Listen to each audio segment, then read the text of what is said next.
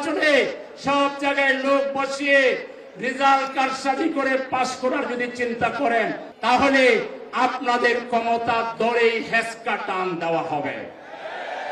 ঢাকায় যদি ভয় পান, গ্রামের জনগণ আপনাদেরকে লাল কার্ড দেখাবার জন্য প্রস্তুত হয়ে গেছে। আমাদের বোধহয় ঘরে ফিরে যাওয়ার সময় শেষ হয়ে গেছে।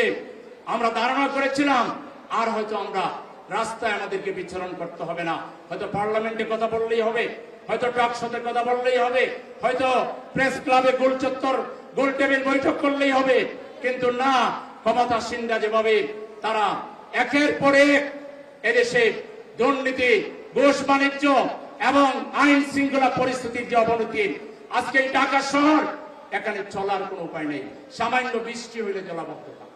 এই যে কয়েকদিন আগে বৃষ্টি হয়েছে, স্কুলের ছাত্রছাত্রীরা সাঁতার কেটে তাদেরকে পরীক্ষার হলে যেতে হয়েছে। এই শহরকে 54 বছর থেকে যারা শাসন করেছেন, জলাবদ্ধতার মতো একটা সামান্য বিষয় তারা সমাধান করতে পারেন নাই। যানজট, আপনি কোথায় যাবেন 2.5-3 ঘন্টা রাস্তায় বসে থাকতে হবে, যানজটের সমাধান তারা দিতে পারেন না। দুর্গন্ধ, ময়লার দুর্গন্ধে শিশুদের আজকে তারা অসুস্থ হয়ে পড়েছেন, বয়স্করা অসুস্থ হয়ে যাচ্ছেন। এই শহরে ফজরের নামাজে যান, এশার নামাজে যান, আপনাকে নাকে রুমাল দিয়ে কষ্ট করে নামাজে যেতে হবে। যত্রতত্র শুধু ময়লার ছড়াছড়ি, দুর্গন্ধ।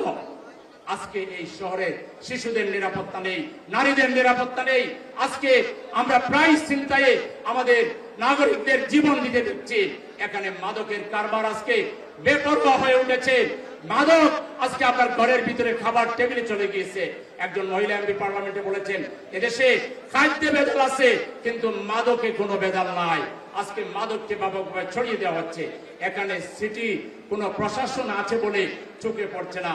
আমরা ইন্টারিম গভর্নমেন্টের সময় একজন সিটি প্রশাসন পেয়েছিলাম, তার মধ্যে আমরা কিছু কাজকর্ম, কিছু খাল, কিছু রাস্তাঘাট আমরা পরিষ্কার পরিচ্ছন্ন করতে পেরেছিলাম, মশক নিধন করতে পেরেছিলাম। কিন্তু আজকে সিটি কর্পোরেশনের ফান্ড কোথায়? ড্রেনেজের ব্যাপারে মাস্টার প্ল্যানটা কোথায়?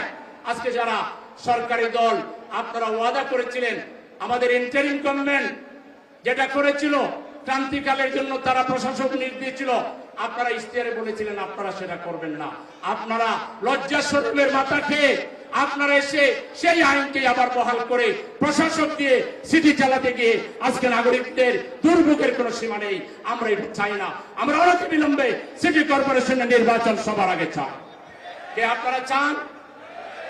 সিটি কর্পোরেশনের নির্বাচন দিয়ে জনদুর্ভোগ, নাগরিক দুর্ভোগ অনতি বিলম্বে কমানোর উদ্যোগ সরকারকে নিতে হবে।